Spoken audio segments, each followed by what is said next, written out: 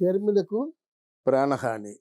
ఈ మాట ఎందుకు చెప్తున్నానంటే, ఇక్కడ ఇద్దరు కూడా అన్‌బ్యాలెన్స్‌గా మాట్లాడుతున్నారు.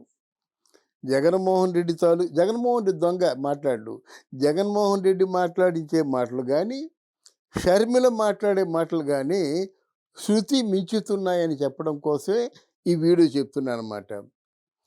మీ తాలూకు అంటే ప్రజా సంక్షేమాన్ని కోరుకున్నప్పుడు, ఆంధ్రదేశపు అభివృద్ధిని కోరుకుంటున్నప్పుడు, రాహుల్ గాంధీని ప్రధానమంత్రిగా చేస్తాను అని కంకణం కట్టుకున్నప్పుడు, మీ ఫ్యామిలీ ఇష్యూస్ బయటికి రాకూడదమ్మా.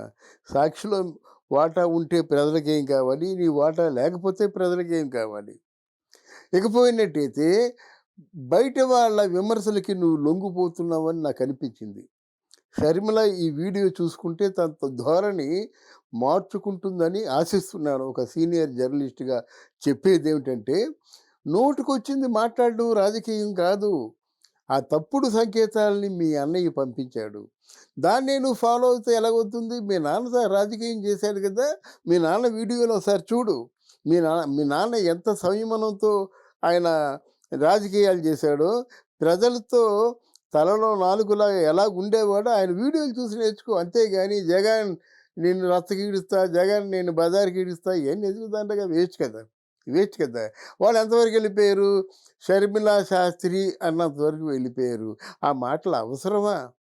ఆ మాటలు అవసరమా? పోనీ షర్మిలా శాస్త్రి అన్నప్పుడు నీకు మీ అమ్మగారి దగ్గర మంచి ర్యాపో ఉన్నట్టయితే, ఏమిరా వేదం ఎంత మాట అన్నావు? అంటే షర్మిలా శాస్త్రి అంటే నాకు రాజశేఖర రెడ్డి పుట్టలేదా కూతురు? తస్మాత్ జాగ్రత్త చర్మం ఒలిచేస్తా అని ఏమైనా విజయం చేత ఒక వీడియో చేయించి పబ్లిక్‌లోకి వదిలావా? ఎందుకు? పరువు పోయింది కదా! షర్మిలా శాస్త్రి అని అన్నప్పుడే పరువు పోయింది. ఇకపోతే నువ్వు ఓ పక్క మా అన్న అంటే ఇప్పుడు కాదు.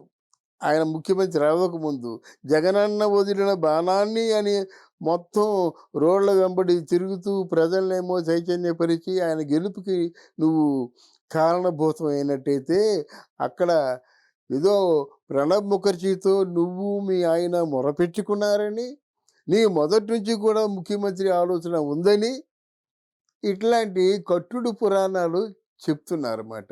నిజంగా నేను అడుగుతున్నాను, నీకు మొదటి నుంచి ముఖ్యమంత్రిగా ఒక రాజకీయ నాయకురాలిగా ఎదగాలనుకుంటే నువ్వు తెలంగాణ ఎందుకెళ్తావు? తెలియక అడుగుతున్నాను. వెంటనే నీకు అన్యాయం జరిగింది. సరే, అన్యాయం జరిగింది బయట చెప్పవలసిన అవసరం లేదు. నీ అన్యాయం ఏదో నువ్వు లీగల్‌గా ఫైట్ చేస్తావు. లీగల్‌గా గెలుచుకుంటావు. కానీ ప్రజలకు అన్యాయం జరిగిందని చెప్తే నువ్వు నాయకురాలవుతావు. ప్రజలకు జరిగిన అన్యాయం ఏంటో చెప్తే నువ్వు నాయకురాలవుతావు. నువ్వు వీళ్ళు జగన్మోహన్ రెడ్డి పరిపాలనలో ఏమేం కోల్పోయాము, నేను అధికారంలోకి వస్తే ఇవన్నీ మీకు అందజేస్తానని చెప్తే నాయకురాలవుతావు. దయచేసి నువ్వు మా అంటే నీ వెనక దిగ్గజాలు లాంటి మనుషులు ఉన్నారు. తులసిరెడ్డి ఎంత మంచి స్పీకరు అంటే ఆరేటర్. అలాగే రఘువీరారెడ్డి, అలాగే కనుమూరు బాపిరాజు, అలాగే కేవీపీ రామచంద్రరావు. అంటే మీ నాన్నగారికి ఆత్మ అని పిలువబడే కేవీపీ రామచంద్రరావు కూర్చున్న సభలో నువ్వు శృతి మించి మాట్లాడితే వీళ్ళందరికీ కూడా ఆ మహిళ అంటుతుంది. నువ్వు మాట్లాడింది పరిపాలన మీద పోట్లాడు. పరిపాలన ఎక్కడ కుంటుపడుతుందో, ఎక్కడ ప్రజలు ఇబ్బంది పడుతున్నారో మాట్లాడు. ఈ 4.5 ఏళ్ల పాటు ఎంత వెనకేశాడో, ఎంత ప్రాపర్టీలు సమకూర్చాడో కానీ నీకు వదిలిన వివరాలు తెలిస్తే అది ప్రజలకు తెలియజేయు. రాజకీయ నాయకురాలుగా మాట్లాడవలసిన మాటలు ఇవి గానీ, నా సాక్షిలో వాటా ఉంది తెలుసా? ఈ ప్రాపర్టీస్‌లో వాటా ఉంది తెలుసా? మా నాన్న రాశాడు. వీలు రాసినప్పుడు ఎటుపోతుంది నీ ఆస్తి? తీరిగ్గా పోట్లాడుకోవచ్చు. తీరిగ్గా నీ ఆస్తి ఏదైనా ఉన్నట్టయితే, మీ నాన్నగారు నిజంగా వీలు రాసినట్టయితే, ఆ ప్రాపర్టీ నీకే దక్కుతుంది. హరిహర బ్రహ్మాదులొచ్చినప్పుడు కూడా ఆ ప్రాపర్టీ నీకు రాకుండా అమలు చేయలేరు. ఇది లీగాలిటీ, కాన్స్టిట్యూషను. మనం ఎక్కడున్నాము? అందువలన అన్నీ, అన్ని సమయాల్లోనూ కూడా మన బలహీనతలు ఒక బలంగా మార్చుకొని, అవతల పెద్దల్ని పట్టుకొని మేనేజ్ చేసుకుంటే మేనేజ్‌మెంట్ ఈజ్ ఆల్‌వేస్ మేనేజ్‌మెంట్. నువ్వు కన్ఫర్మ్ చేసుకోవాలి. ధృవీకరించుకోవాలి. ఈ ధృవీకరించింది ఎవరితో? ప్రజలతో. ప్రజా సంక్షేమం కోసం, ప్రజల మంచి కోసం, నిరుద్యోగుల తాలూకు బాగోగుల కోసం, పేద ప్రజలకేమో బ్రతుకు తెరువు కోసం వీటి కోసం మాట్లాడమ్మా, వీటి కోసం పోట్లాడమ్మా బావుంటుంది. అంతేగాని అతిరథ మహారథుల్లాంటి పెద్దలందరూ కూర్చుంటుండగా నువ్వేదో తెలివైందని అనుకుంటున్నాను. కానీ నీ తెలివి తక్కువతనాన్ని చూపించొద్దు. నీ నీ నీ మాటలు విన్నవాళ్ళు ఎవరికైనా సరే చాలా చక్కగా మాట్లాడుతుంది. చాలా ఆలోచించి మాట్లాడుతుంది. ఎక్కడ తోలనాటం లేదు.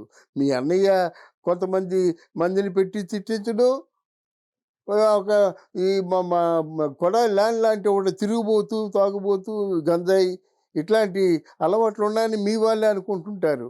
అటువంటి చేతేమో అమనాభూతులు తిట్టించుకోవడం, రోజా లాంటి ఒక చిన్న అధమ స్థాయి క్యారెక్టర్ ఉన్న వ్యక్తి చేత కూడా నువ్వు తిట్టించుకుంటున్నావంటే నీ పరిస్థితి ఎలాగుందో ఆలోచించు. ఆలోచించి రాజకీయం చెయ్యు. గానీ మీ నాన్న లాంటి రాజకీయం చెయ్యు. జగన్మోహన్ రెడ్డిని చూసాం. జగన్మోహన్ రెడ్డికి ఓటేసాం. ఎందుకు ఓటేసాము?